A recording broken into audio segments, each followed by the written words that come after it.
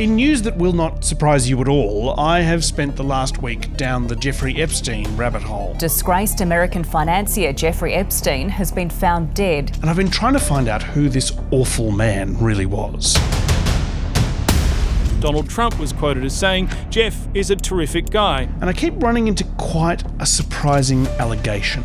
He has a verified connection to Mossad. And once you get to the "was Epstein a spy" thing, it's like a rabbit hole within a rabbit hole. A full-blown Mad Hatter Tea Party. He was an intelligence resource for someone else. Jeffrey Epstein was working on behalf of intel services, probably not American. Someone has created a fake human being called Jeffrey Epstein. In podcast land, people are demanding to know if Epstein was really a spy. The intelligence community has had to use the courts to ensure none of Epstein's files get out. After a week in the hole, I've found some shocking things. There's a lot of nasty stuff down in the tunnels, but is the evidence that all these guys are relying on conclusive? Was he working with or for any foreign intelligence agencies? There is no way they don't already have that answer. Maybe they do, maybe they don't.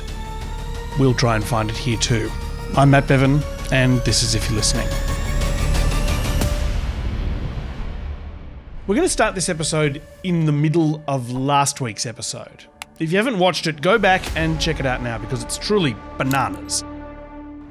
It's 1986. An Israeli named Mordecai Vanunu is in London trying to tell the world about Israel's secret nuclear weapons program. Vanunu's photographs give a unique first-hand account of what's been going on inside Israel's nuclear reactor. He's taken photographs inside the top-secret nuclear enrichment facility, and they're set to be published in the Sunday Times. Unfortunately for him, a con man named Oscar Guerrero also has copies of his photos and is looking for a payday. Oscar Guerrero had surfaced in London again and was trying to sell copies of Vanunu's photographs to the Sunday Mirror. It was a race to the printer, and the Sunday Mirror, a tabloid competitor to the broadsheet Sunday Times, published Vanunu's photographs first. But instead of writing an exposé of Israel's secret nukes, they targeted Vanunu. On the strength of Guerrero's evidence, the Mirror denounced Vanunu as a fake. To discredit Vanunu and his photos, they got experts on record saying that they could just have easily been taken inside an egg factory. Now, why discredit the story instead of treating it like the once-in-a-decade scoop that it really was? In fact, why publish the photos at all if you don't think they're legitimate? Well, that all might have had something to do with the guy who owned the Sunday Mirror. Robert Maxwell controls a $5 billion media and communications empire based in London, but with tentacles around the world. Robert Maxwell was famous for having significant editorial influence over his papers. I certainly have a major say in the political line of the paper. I certainly have a major say on the editorials. He was a socialist firebrand and the primary rival of Rupert Murdoch, the owner of the Sunday Times. But he's smarter than Murdoch. First place, he's funny. That's veteran New Yorker contributor Philip Hamburger. He was a big fan of Robert Maxwell. And it's easy to see why. The guy was pretty impressive. He built a massive publishing empire from nothing. This is obviously a very remarkable fellow. He's a child of unemployed Czech farm workers. And he's a legitimate billionaire, and God knows what else. Well, US investigative reporter Seymour Hersh thought he knew what else. Claims in a book by American author Seymour Hersh that the publisher had secretly worked for Israeli intelligence. Hersh, using an exiled ex-Israeli spy as his source, reported that as soon as Vanunu's pictures arrived on his desk, Maxwell reported their existence to the Israeli spy service Mossad. And then Maxwell used his newspaper to preemptively discredit them.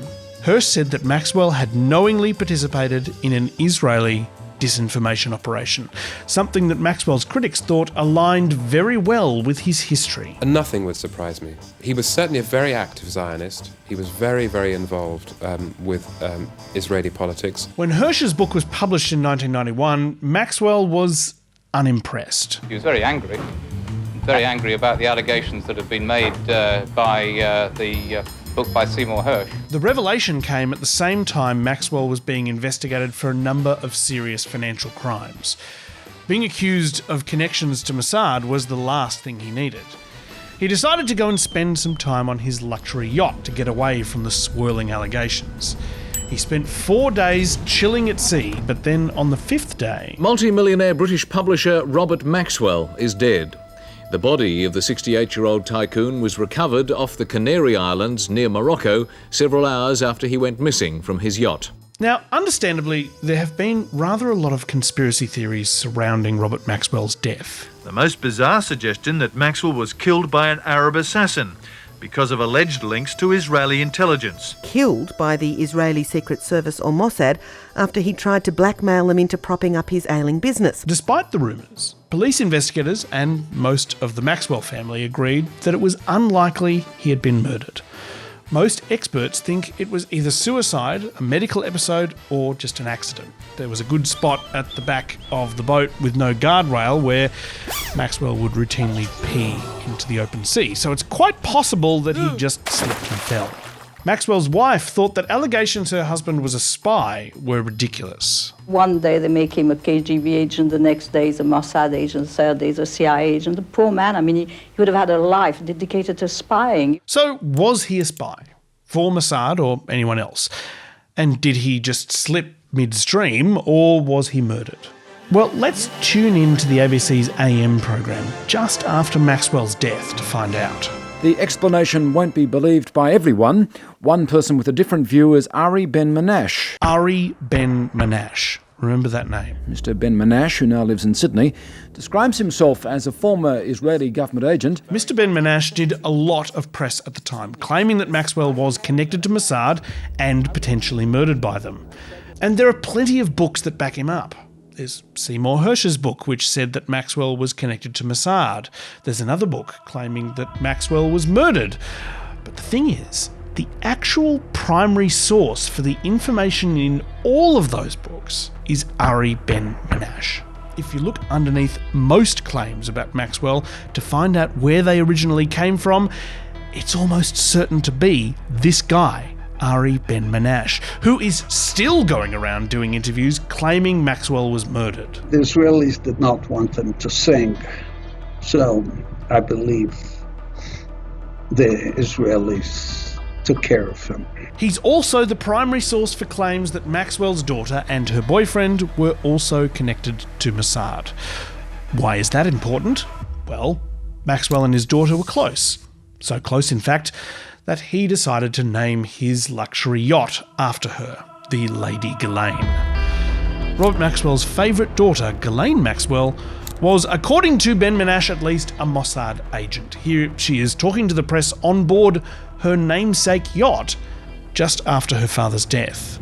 I want also to thank the press for their courtesy and consideration to my mother and to us at this time, which we appreciate very much.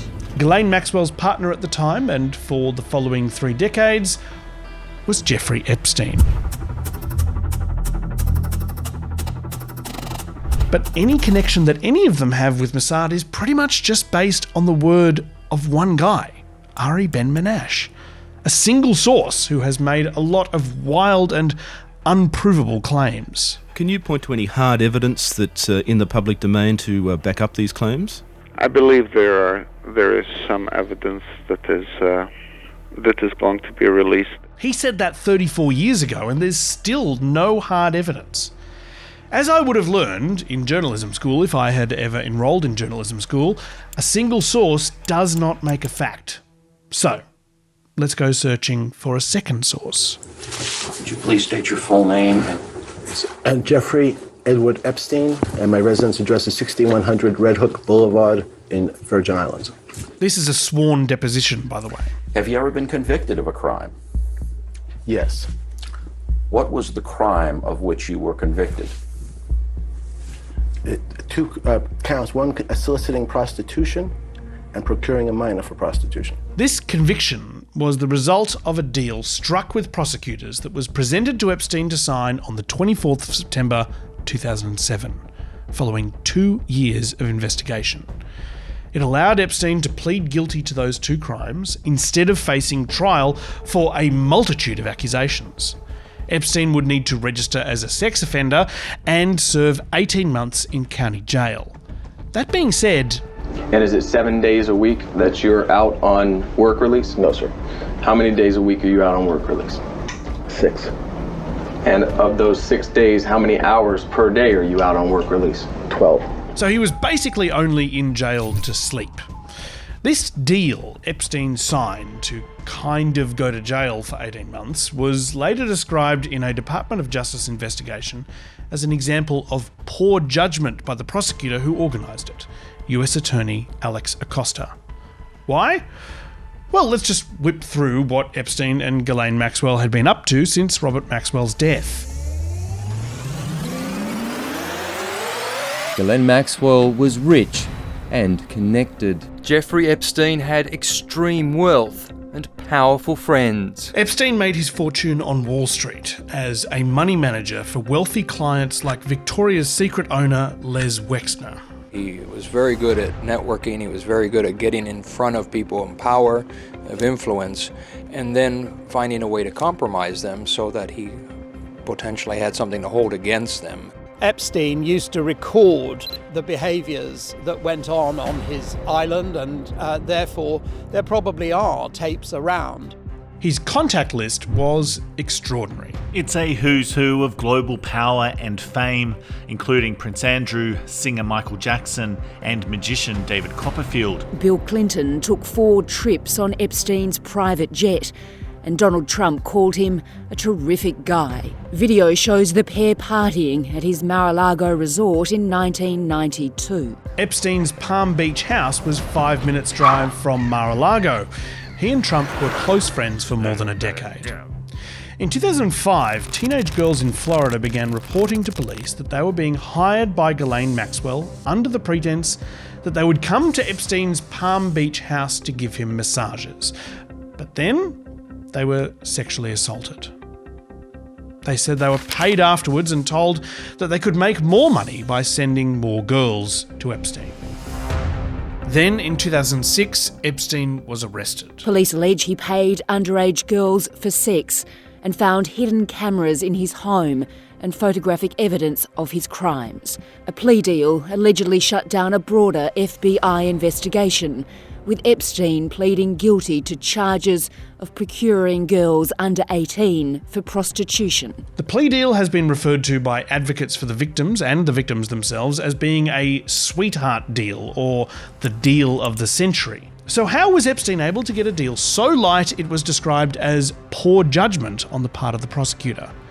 Well, that prosecutor, Alex Acosta, was nominated by Donald Trump to be the Labour Secretary in 2017. As part of that process, he was interviewed by Trump officials to find out if there were any skeletons in his closet. Daily Beast journalist Vicky Ward looked into whether he was asked about Epstein. And here's what she said about that on Megyn Kelly's show last month. I was told directly by someone in the Trump transition who had met with Alex Acosta in the transition and asked if the issue of Jeffrey Epstein would be a roadblock or a problem for his confirmation. And the answer came back, no.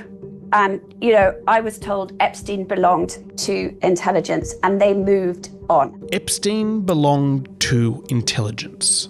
For many people, this is the smoking gun. He said that he was told to back off of Epstein. He was told that Epstein belonged to intelligence. She says here, she was told he belonged to intelligence and to let it go. Alex Acosta, the Florida prosecutor, declared him to be, said that he belonged to intelligence. Once I came across the Acosta quote, the famous Acosta quote about leave him alone, he belongs to intelligence. Duh.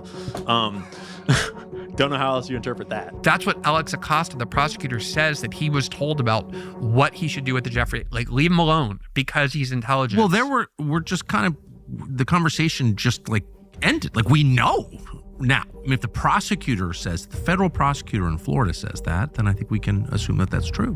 But can we really assume that that's true? Were you ever made aware at any point your handling of this case if Mr. Epstein was an intelligence asset of some sort? When Acosta was asked about this, he waffled on for a little bit before saying, I would hesitate to take this reporting as fact. He was a bit clearer when the Justice Department called him up, denying outright that he had ever been told that Epstein was an intelligence asset. So where did the story come from? Did he make that story up in his transition interview? Or did the person he talked to lie to Vicky Ward about it? Or did he lie to the Justice Department? Somebody lied, but we don't really know who. The Justice Department said that none of the people they spoke to had any evidence that Epstein was an intelligence asset. And they found no evidence that Epstein got any special treatment or had leverage over anyone. Acosta just had poor judgment, and that's why Epstein got a light sentence. There are lots of very, very long podcasts you can listen to where people spend 2 or 3 hours telling you that Jeffrey Epstein was a spy. Someone has created a fake human being called Jeffrey Epstein. You start to see a pattern that's very much in line with what an intelligence operation looks like. Jeffrey Epstein was working on behalf of intel services, probably not American. You know, there's this missing fortune of Robert Maxwell and this fortune of Jeffrey Epstein that we can't explain. Are those the same fortune? So Maxwell's dad was an Israeli spy. Yes. But his daughter and was running logistics for Jeffrey Epstein, yes. By the way, every single person in Washington, D.C. thinks that. I've never met anyone who doesn't think that. And of course, that question has been asked to the government of Israel, and their answer is, we're not going to tell you. And while I'll admit it's definitely an enticing rabbit hole, having dug into it, I can tell you that those stories are built on 2 quite flimsy foundation stones. Ari Ben-Menashe has never presented any hard evidence that Robert Maxwell, Ghislaine Maxwell, or Jeffrey Epstein are spies. Meanwhile, Alex Acosta steadfastly denies ever being told that Epstein belongs to intelligence.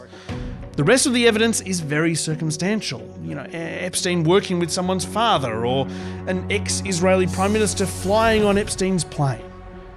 Last year we did an episode about why Americans are so quick to reach for conspiracy theories involving spy agencies when something crazy happens like an assassination, or in this case, Jeffrey Epstein's death in custody, even when there's not really a lot of evidence that the conspiracy theory is true.